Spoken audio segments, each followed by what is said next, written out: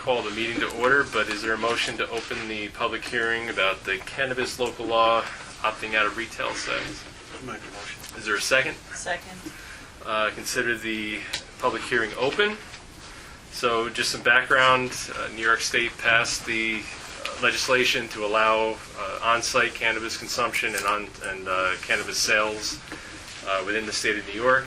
Each municipality has the option to opt out, which we can then later on opt back in if we want to take advantage of the tax sharing from the sales. So we have until, I forget exactly, I think it's 45 days before the general election to pass the law to give time for residents to put together a petition if they would like to force the issue onto a referendum. So we're holding the hearing tonight, contemplating a law that would have us opting out probably at the December meeting, and and then allow, opting out, possibly opting in later on if we wanted to take advantage of sales tax sharing amongst the municipalities. Currently, it seems like the town of Phillipstown is opting out. Village of Cold Spring, I guess, was kind of, did they ever get a concrete count of the vote? Not yet, because the absentee ballots aren't completed. So they opted out, and then it was on the referendum, or a referendum item during the election, and they've opted, the voters want to allow sales within the village, but not on-site consumption, right? Correct. Yeah. So that's where we are. We're just contemplating this local law that we're looking to pass to opt out of retail sales here in the village. And we're here tonight to hear the thoughts of the public, if there are any. So feel free. Or if you're here for the regular meeting, we can all sit around and wait. Heidi? I think I've already said this, but I would favor opting out, Mm-hmm. given the size of the village. I just think it would be difficult to monitor, and in my experience also, I don't necessarily object to people buying marijuana in the village necessarily for recreational use, but I'm worried about that it will encourage sale of other drugs on the side kind of thing, which I think we have trouble monitoring. So I think for a village as small as we are, it doesn't make sense. We couldn't keep close track of it, and this isn't about being like a nanny state issue at all. I mean, I understand it's really no worse than alcohol, but I don't think, I also wouldn't favor having a bar, right in our little tiny village around the corner from me, which it would be. So that would be my preference. Mm-hmm. Anybody else? I would definitely support opting out. I think it's the right thing to do. You could always study it later. Once you opt in, you're in forever. It looks like Phillipstown is out. Yep. Cold Spring, it depends on those absentees. If that goes a certain way, we shouldn't be the pot dealer for all of Phillipstown and Cold Spring in our little village. No. At least We should opt out and by default, not being the pot dealer. Yeah. If the municipalities want to all come together and discuss it as kind of a joint venture, excuse the pun,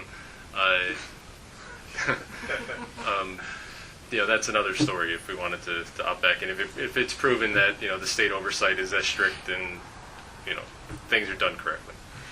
Sir, may I have your name, please? Yeah, sure. Tom Campanile, 44 Village Way.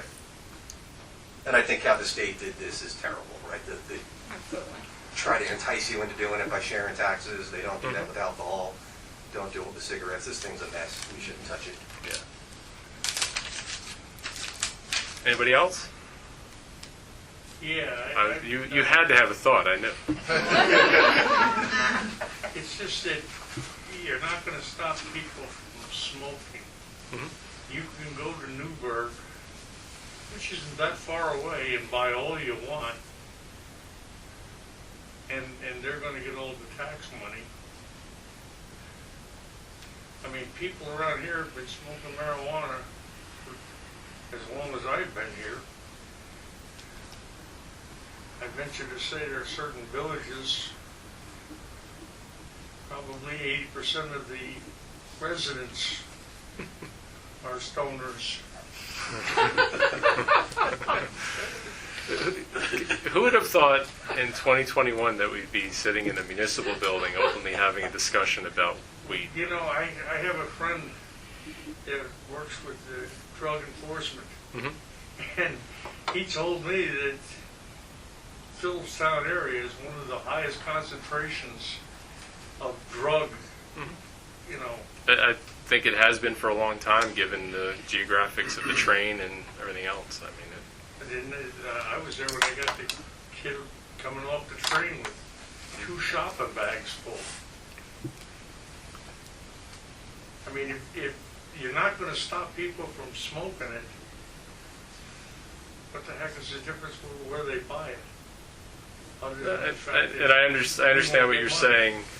I mean, to Tom's point, just the way the state has kind of forced it upon everybody to either opt out or you're automatically in kind of thing.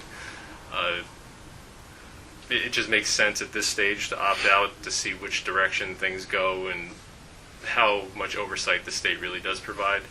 I mean, I'll be open with everybody. I've been in dispensaries in other states, Maine, Massachusetts, purely because this issue is there. I wasn't buying. And they're run like basically a doctor's office. I mean, it's even the ones that are open for recreational use. You still have to go in. You show a driver's license. Everything is recorded. You know, your entire visit. So there's something to be said for that experience, and there is of going to the city of Newburgh and buying whatever, that kind of thing. So I mentioned Newburgh because they've been selling it over there for the last couple of years. They have a retail store. yeah. Pardon? They have a retail store Yeah. on North Plank Road in Newburgh. For medicinal purposes or for? Purely. Yes. That's a Curly right off the Purely exit for medicinal. of the 84. I do not And know. it has a very full parking lot, I can tell. Yeah. Right next to the Wendy's. Especially on there's- Fridays. Good place to work. There's no doubt that it is a popular pastime, everywhere in the country. So, Something to throw out there, Louis Murray. It's still illegal federally, and therefore, because banks are governed by the federal government, you're not allowed to take deposits from these companies, so they're high cash businesses. And there's physical crime that leads to that. That's an output of that. I don't know the exact correlation, but it's just a point. You know if Beacon has opted in or out? I don't think they made a decision, did they? Beacon opted in. They did opt in? Yeah. Oh, so they're I know not there's doing the- Newburgh. There is a smoke shop on Main Street that was very It's very easy. blatant about handing things out for free since they they couldn't give sell out them. free- He was giving it out free on Mondays and Fridays Yeah. because he couldn't sell it yet. But in my opinion, it's more appropriate for Beacon because it's larger, without having any particular, moral decision about whether it's good or bad. It's just more appropriate for Beacon than a tiny village like ours where we have basically 4 stores in the whole village. Yeah. We can't really monitor it. There was a very active drug trade in this village too, which fortunately has finally moved off Secor Street. I mean, I think, people should realize, I don't know. drugs are sold here, that's for sure. You had it on Secor? Yeah. Oh, no. When I first moved here. It's gone now. So I don't know where they moved. Yeah, there was, Wow. so, I don't think we want to encourage that. I'm sure they weren't selling just marijuana either. So, does anyone on the board have anything they want to say, or I think we're pretty much in agreement the way that we're going to move in this, but Yeah, I mean, I'll pitch in my 2 cents, and, my position is that we should opt out primarily, again, sort of moral considerations aside, and, everybody's an adult and they can choose to engage in whatever behavior at home. My concern is traffic. We literally have this tiny little stretch of commercial kind of real estate. It's already difficult to find parking there during the day or, at night. So we will just, by sort of potentially having a business of such nature, we would kind of promote more traffic. And this is something that people already complain about, the intersection of Pixkill and 301, or, speeding, So this is just something that I would be concerned about, kind of encouraging more people from outside the village to come here, park, leave their cars because they need to go into the woods and enjoy a hike and a smoke. So this would be one of my concerns. And that part of the law wasn't very clear. If we were to opt in, but you don't have a dispensary in your locality, but you had the option to, you could still partake in the sales tax. Or do you have to have a location? If Phillipstown was partaking, then we would be able to share, Yes. but not if they were not. And conversely, if we opted in and they opted in, then we're splitting it, Mhm. the tax, and they're So if you don't get in it, you don't get the tax. No. correct. Unless That's- Phillipstown. That's the big carrot that the state is Yeah, trying unless to Phillipstown. dangle. That's a strange You one. do know that when they were putting Dunkin' Donuts in, one of the arguments they had was that dramatic increase in traffic Mm-hmm. would screw up the village. And I don't notice that happening. On certain days. I mean, one might argue that coffee and a joint might have a different allure to some category of people. So, It has the same effect. Caffeine and marijuana, they work the same. I don't think I've ever smoked. I don't think you've ever drank coffee before. I'd like to throw in a couple of things. So obviously the state regulations have not been finalized yet. They're still creating them as we speak. They won't be giving out licenses until at least 2023 is the expectation, I think, at the earliest. We don't know what the regs will look like. We don't know if it's going to be possible to control the number of businesses in our tiny village. We don't know what they'll look like from the exterior, if we'll have a say in what that looks like, how they're marketing to kids or young adults. I think the solution is we can always opt back in, but I personally never want to see any dispensary, any lounge in our tiny village. That's my personal view. I also agree with the parking issues that you brought up. Smoking anything is unhealthy. I'm not sure we want to promote that. But most importantly, I don't like the mixed message it sends to our kids. From kindergarten, they're learning about Red Ribbon Week and saying no to drugs, and I don't think having a shop on Main Street where they have to walk past every day is a great thing. I don't think we have the need for it here. No. I mean, Enough places around us to do whatever you want to go and do. You know, no, that's the way it seems. If the town, you know, you go to Beacon if you want, go to Newburgh, where you're 15 minutes away. You know, Fishkill's probably next. They got enough room up there for it. yeah, and it makes, to Heidi's point, more sense in those commercial zones to do this. So, anything else from the audience? Liz, how about you? Anything? Nope, I'm just listening to all of you. Sounds good. Can I ask one, do we know what the tax loss is? I would not change my mind, but I'm just curious. Well, I mean, right now it's not a loss because it doesn't exist, but I mean, Well, like a similar village to ours. Yeah, where- I've done an estimate. We would potentially benefit, it's in the law, 75% of the 4% tax, which, don't quote me on this, could be approximately $30,000 on $1 million revenue.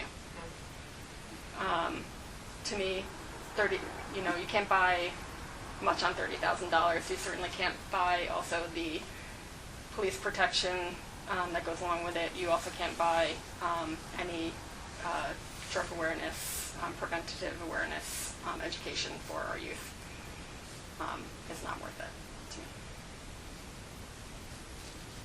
It's a small number. It's a small, Yeah. very small. And then, on top of it, if T-Town, if Phillipstown or another does opt in, then we would be sharing even less.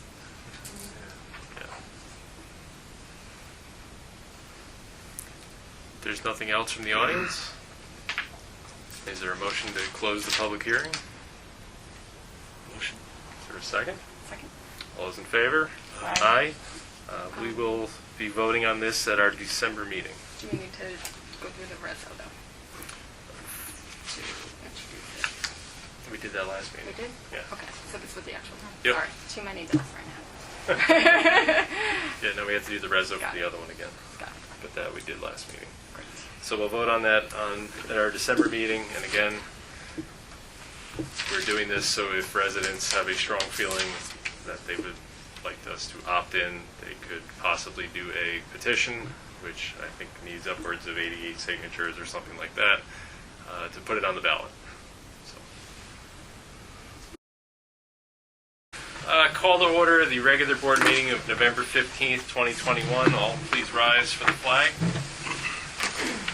I pledge allegiance to the flag of the United States of America and to the republic for which it stands, one nation, under God, indivisible, with liberty and justice for all. First up, approval of vouchers. Did everyone have a chance to review? And if so, if there is a motion I to got a approve. question on that. Go right ahead. What do you got? The 1,200 for cutting trees down. 1,200 for cutting trees. This was for the trees on Wood Avenue. It was a tree that was on village property that was overhanging a garage. That's village property or is that open space property? Village of Nelsonville. It's Nelsonville Woods.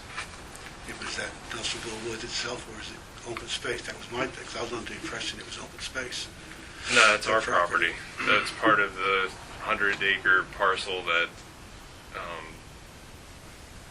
we got in 2000 or 1999. So it's technically Village of Cold Spring property. All right. Or, yeah, Village of Nelsonville, excuse me. All right. I was just thought that it would, that property went to open space too. And they had the control over it. They have the conservation easement over it, but it's still our property, and we're responsible for upkeep of it. It's the same as along Secor back here when we have to take a branch or a tree down. All right. Any other questions on the vouchers? If not, is there a motion? Make a motion. Is there a second? Second. Any questions? All those in favor? Aye. Aye. Approval of minutes. This is for our October 18th, 2021 regular meeting. I looked them over. I didn't see any glaring omissions or anything. I do want to say that, Melissa, you're doing a great job of taking very thorough and accurate minutes. Thank you. Any questions from the board or any changes you wish to be made? Is there a motion to approve the minutes? Motion to approve. Is there a second? Second. All those in favor? Aye. Aye. Correspondence. We have a letter from New York State DOT regarding traffic signals and transfer switches that really only affects the signal at Route 9B at Garrison Elementary School in the town of Phillipstown. I don't know what a traffic signal generator transfer switch is, but they're installing one by the summer of 2022. I don't know. They just sent us a letter letting us know that they're putting them in, but not exactly what they are. Kathy Costello, regarding the wood chips in the woods back here, she just wrote a letter, wanted to know if the chips that were near her property were going to be spread out, and I think they got spread out before we even received the letter. So we touched base with her again, and she was satisfied. Phillipstown Hub, a thank you letter, just to myself and the Board of Trustees, thanking us for continued support of the Hub. We're all doing great work for the community. Signed, Danielle. After that, Phillipstown Hub annual appeal letter. I'll just read this quickly. Dear Hub supporter, we write today to ask for your continued financial support to benefit Phillipstown Behavioral Health Hub in the coming year. Thanks to your generosity, the Hub has been able to set up and serve our community as mental health and addiction needs have reached a critical point. You can read full details of the work resulting from your generous financial gifts by visiting www.phillipstownhub.org. hub.org/annual report. None of the hub's impact would be possible without your support. And it goes on from there. All this will be posted on our website, and it's available here tonight. So if you feel generous, please look up the hub and consider them for your financial giving. Lastly, an email from Dov Podlowski about the Secor paving. Hi everyone, just wanted to send along our thanks for paving Crown Secor Spring. It was done quickly and looks terrific. Great job. With gratitude, Dov. Thank you, Dov, for that. Reports. Does anybody have anything that they want to discuss? You want to give a... Well, they blacktop the 3 streets and they're done. Secor, Crown, and Spring. Yep. Right? And I guess we bring up the leaves now. Yeah, we can do that now. It's not on the under old or new. All right, the leaves are going to be picked up the first Saturday, I think it is, in December. But that marks this, they're out, he'll pick them up. So, I mean, they're already out now. He picked up a lot of the streets. He went down Pearl, Pine, and Division, blew them all clean. Just for the first hit, for the ones that fall onto the street. And he'll do it again. And then he said the first weekend, was the first week, right, Melissa said? He'll do the first weekend. First weekend. He'll pick up the bags. Preferably, he wants paper bags. A lot of people using plastic because it's easier with the paper. To get He that. definitely wants them bagged this year because I think last year he told us it didn't matter. Right? Well, if they're in the street, He can just he can suck them up. But it's tough on a certain, like Division Street, when you got cars in the way. You know, if they're on the other side of the street where the cars go through, you can suck it up. Is he going to do the lawn debris pickup that he was talking about? We were asking him for the last month or so. Can we just follow up? We were telling residents that we're waiting for the first leaf Yes. pickup for them to knock both of them off at once. So will this include yard debris? Oh, he'll Is probably what we pick want? up both at the same time. Okay, I'll All right. confirm. Yeah. Same thing, ask him if it needs to be bagged or anything like that. It's just... Just mainly the leaves. 'Cause Yeah. I do know about the bag. I did communicate with him today. They do have to be bagged in paper. All right. He prefer paper. It's easier going to the dump. All right, so the first Saturday of December is the set date for that, but he's going to do it piecemeal between now and then if people have them out. He probably will, because once they get wet, they're all up. My neighbor's got them out. They've been out for 2 weeks now, and they're just disintegrated bags on the street. All right, so we'll publicize that date, first Saturday in December, which is what date? December 4th. He'll go out there probably the whole week and do it. Just touch base with him tomorrow about the garden clippings and lawn debris, if he can take them that same day, and then we'll make everything on the 4th. All right, any other reports? No, but thanks for everybody's good work. I know they put in a lot of hours making sure they were doing everything right on the road. Thank you. We got to get our own cones too. Go to the county every town for the cones. Yeah, there was just 1 or 2 little hiccups that Dave and Paul Hemus fixed immediately. So I think it all came out great.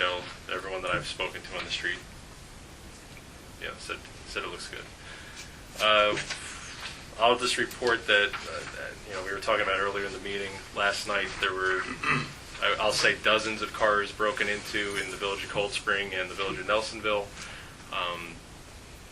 The subject was on foot. Was captured by tons and tons of surveillance cameras, was actually caught and apprehended by the police last night in the village of Cold Spring.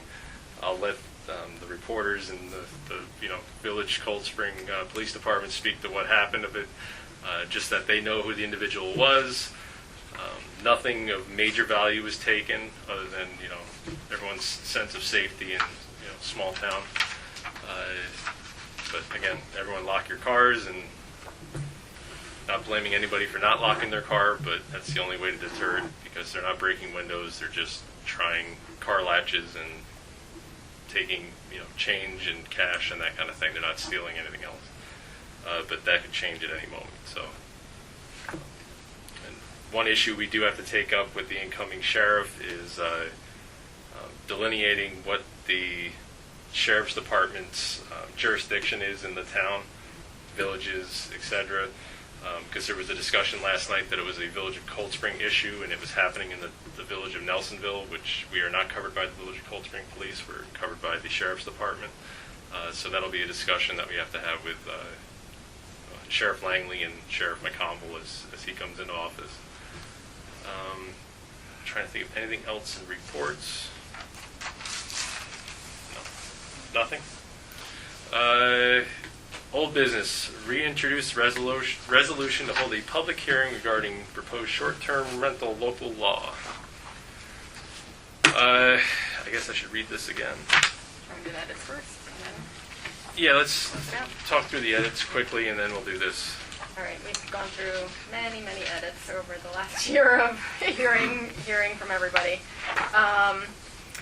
A couple of the things that you don't see in there now is the requirement for off-street parking. That would have precluded some folks who just don't have the space for a parking space to not be able to participate, and it would not probably affect all that many folks, so we just took that requirement out. The exterior section, there was a whole unnecessary section about the exterior, getting permission to change anything on the exterior of your home, which is already covered under the regular zoning code, so that was unnecessary. The things we've added since October's meetings, we heard from Ethan and Dennis about the need to clarify the 30-day renting for more than 30 days. Some folks were concerned that if you list your STR on Airbnb, as you may, for over a 30-day period, that might be counted against your days. So we clarified that it would not. And if you rent month to month with a long-term tenant, that was also great concern that it would be considered an STR, which it would not be, obviously. So we just cleaned that up a little bit and said that any rental over 30 days is not applicable or governed by this article and does not count towards the 100-day rental cap.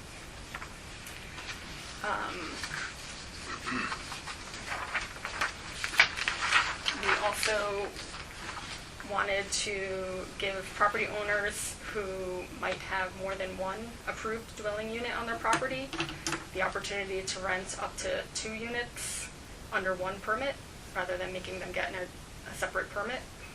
But that would still keep to a 100-day maximum for both units.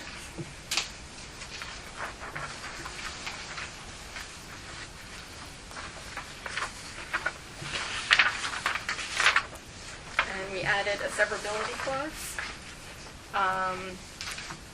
to make sure that if any part of the law is unenforceable or invalid, it would not affect the rest of the law from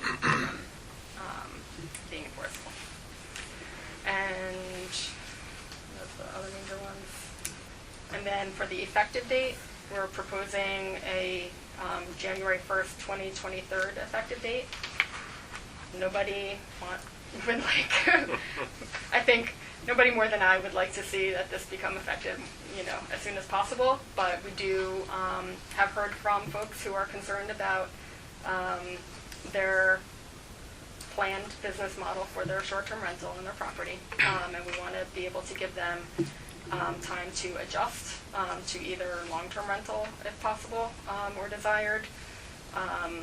So we are proposed, and it frankly would give us some time to get our administrative ducks in a row as well. So we're proposing that it would start on January 1st. Other dates we thought about might be our fiscal year, which would be June 1st. But I think this would just give everybody a little more breathing room to be able to pivot. All right. Thank you for the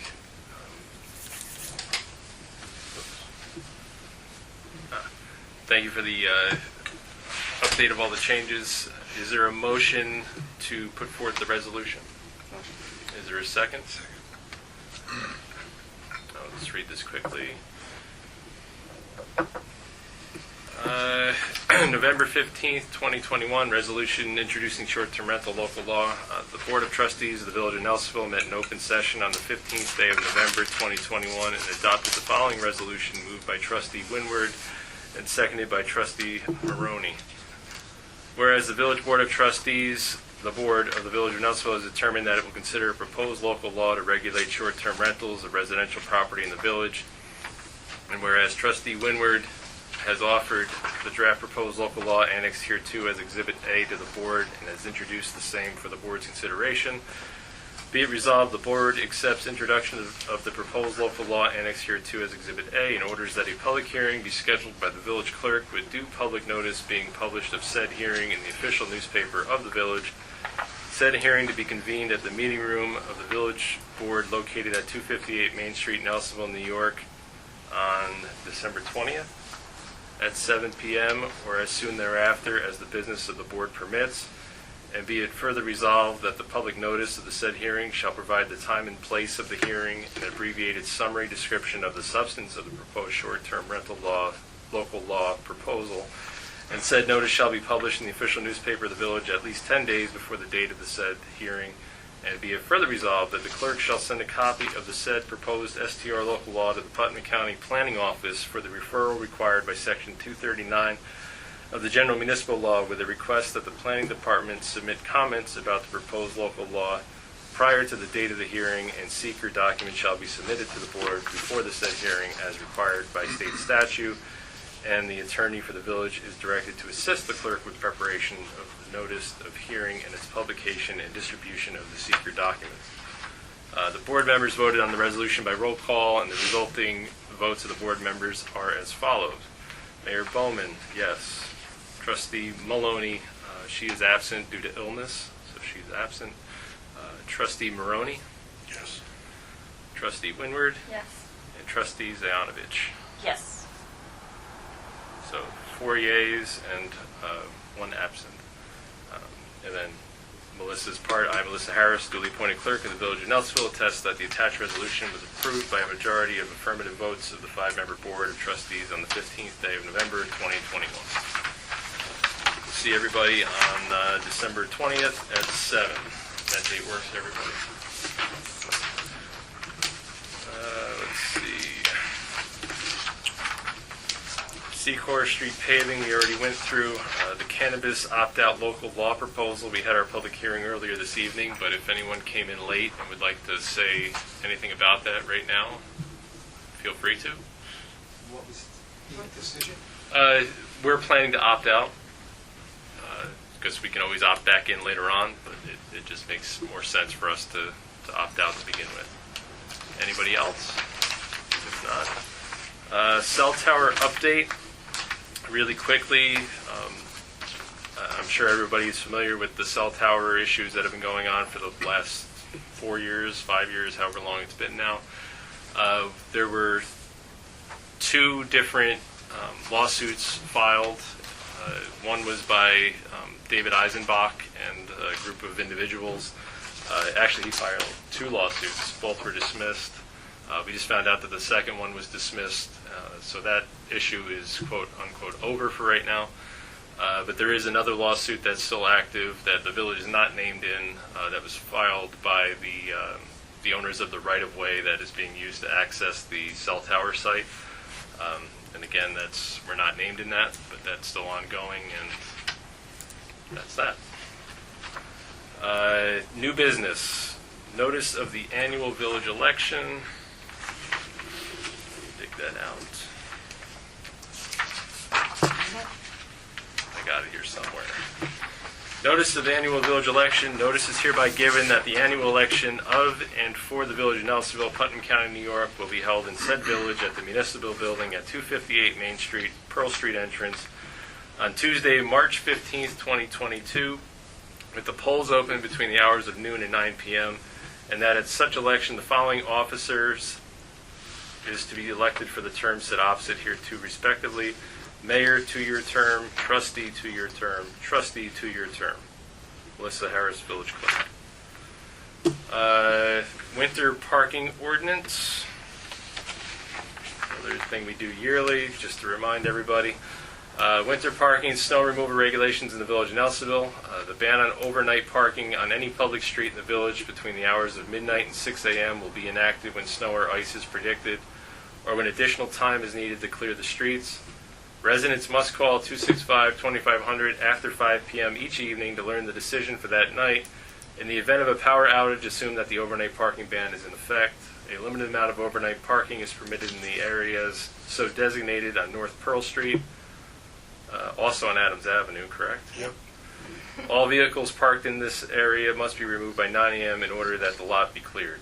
The regulation is in effect from December 1st through March 31st. The Nelsonville Village Board reminds residents that it is a violation of Section 1219 of the New York State Vehicle and Traffic Law to throw snow into the roadway. Residents must comply with this law if the streets are to be properly cleared. Finally, property owners and/or occupants are required to keep their sidewalks clear of snow and ice. And we reinforce that people please do that, especially given that they're predicting a bad winter. The parking in the Secor lot, you gotta have the cars not park against the blocks. They gotta face the other way, because they did it last year, and you can only get so far in, and that's it. Yep. So they got some kind of signage or something in there. Yeah, it's a little unclear right now. Yeah, so to the west of the lot, park on that side. Can't park against the Champlin side. Was never an issue till they put in the parking blocks on the other side of the lot. But I don't know how we clarify that. That's a tough one, because even now, the hikers, they park on both Yeah. sides of the street. Yep. The sign needs like an arrow or something. I think it has one. I think it says this side, but it's like kind of Ambiguous. in line with the blocks. I think you guys are talking about two different spots. Aren't you talking about alongside Champlin's and you're talking about the parking lot? No, the issue that Dave is saying is that, like, on the weekends, you'll have 4 cars parked against Champlin's and then a single car parked against that way, Yes. so that if it was a plowable condition, the plow can only go to that car, and that car is going to get buried. So, A few got buried last year. yeah. Holiday party, we've been discussing having some kind of get-together. It's going to be scaled down this year, just given COVID and all the stuff going on with that. Probably, I don't know, what date do you guys want to What date think was about? Do December 17th? It's a Friday. December 17th is a Friday. Alright. We're still discussing exactly what to do. Probably is just going to be immediate family of board members and employees of the village, and maybe some volunteers if we can. Trust me, I'd like more than anything to have it be a normal year where we have a room full of people, but can't do it. Any thoughts on that? I think that's all we have on our regular agenda. I'll open it up to the floor if anyone has any questions, comments, concerns, criticisms. Go ahead. I would just comment that, or an idea that we get everybody on an email, that we do constant contact or something. We do have a village email list, so just, I walked in, I gave my email address. Okay. I didn't hear anything about this meeting. I had to learn about it from my next door neighbor. okay. That's not right. May I have your name, please? Carol, Carol, and last name is Thomas. All right. I don't know. I don't know why it fell through the cracks, but we'll do better. But shouldn't it be just that we put out just a general email to all the email addresses that you have for the homes here? We don't normally Yeah. post separate meetings as they're coming up. They're just workshops are the second Tuesday, and the regular meetings are the third Monday. And we did. I'm sorry? Why would you not use something like an email? It's just by village code, those are the standing dates and times for our meetings. We've done email blasts in the past. It's just with people that move, and there's been so much turnover that the list really isn't up to date. But again, we've kind of grown dependent on our website and social media. I understand. I don't understand that. I mean, I get emails from Cold Spring because I'd like to know what's going on in Cold Spring, and I hear about their town meetings, and I'm getting emails from them. And I would think that, if you're registered to vote, you'd be able to get email addresses through something like that, I would imagine.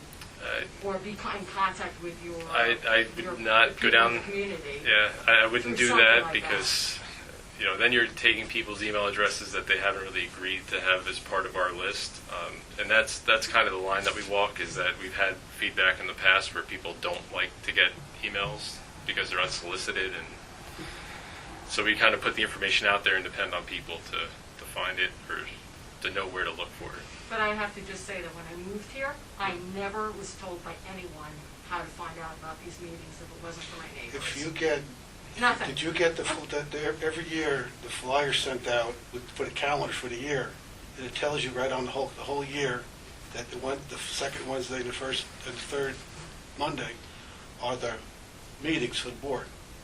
I guess if they're new to town, they might not have found it. Yeah. I'm telling you, when I moved here, I had nothing. And I was really surprised that I had to find out about meetings through my neighbors. 'Cause I was gone by the calendar that came in the mail for the whole year. It tells you garbage day. If it's a holiday, the garbage day is not the Friday, it's Saturday. And we have those available next door. We can get those free. You got one. Anybody else? Heidi?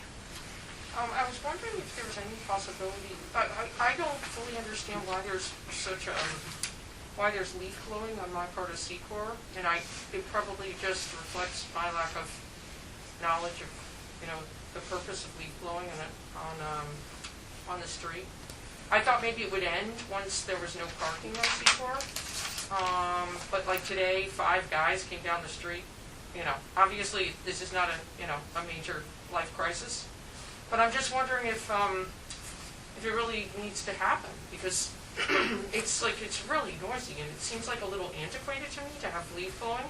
I know we have a contract, this is nothing against Mark's Landscaping, they're fabulous, and when I came out and asked, what was happening, they just said, this is what we're supposed to do, we're blowing the leaves for the village. So it was not a private person's, they were blowing leaves down my whole section of Secor. But I just don't get the point. Like, I don't know why there would need to be, a massive deployment of leaf blowers on Secor at this point. I'm just asking. I'm literally just asking, not rhetorically, whether it's really necessary, and if not, I'm just thinking, in my personal opinion, which may not be shared by anybody else, but I think it'd be terrific if, some of the budget for Mark's Landscaping could be used to plant flowers, to beautify the street. Instead of just, there were I have a video, there were 5 people blowing leaves. I work at home, so it's sort of I'm right on the street, so it probably affects me more than most people. Yeah. And, like I said, it's not exactly a major issue, but I just thought, why not raise it, because maybe it doesn't have to be done. Maybe that. I know we have a retainer with Mark's Landscaping, but I would love it if instead of blowing leaves, they could plant things, plant shrubs along the street or flowers, beautify the roadways. The answer to why they were blowing leaves today, they did it on most of the roads in the They village. hit all the streets today. To clear the drain, so that clear the drains and get ahead of them. You try to if you wait till they all come down at one time, they'll be there for days blowing them. So if they hit them now, and now some trees still have leaves. When those trees come down, then they'll blow. Then they'll hit the village again. Okay. So those people who bring if the leaves are on the street, they come through with the sucker. They suck them up, and then and they're clean. Last year they got hit by snow. So a lot of places didn't get cleaned. The snow hit before they got to clean them up. Because otherwise the leaves will go down into clog up the drain? Yeah. Oh. it'll just push everything out into the road further. I see. Any thoughts about switching to electric? Because they are noisy. Yeah, Very no, noisy. Yeah, I mean, I'm that's, gonna, because it takes a long time to go all the way around my bend there, and today was just like, Yeah. what? It was insane it's, today. and I understand everyone's gotten it probably 3 times now, because they did it twice before Yeah. the paving. And my question is like, is there a schedule, or they just do it randomly, It's or? basically as they fit it into their schedule. It's not a, It wasn't all summer, for instance, it's just to No, like, and I get rid of it didn't before think the it was, snow comes. in the past, Yeah. it was sort of like, it made sense to me when they were doing it for some obvious reason, but. it's actually worse in the summer because you'll have 2 or 3 different landscape crews for different yards all going at the same time. That happened today. Yeah. Oh, Um, 2 yards across the street, and then It's a conversation we can have with Mark. I know that, you know, he's going to be hesitant to switch all of his equipment to electric given the cost of it. But we can at least discuss with him maybe doing it either later in the day or something like that because people are working from home. That's all we can do. Anybody else?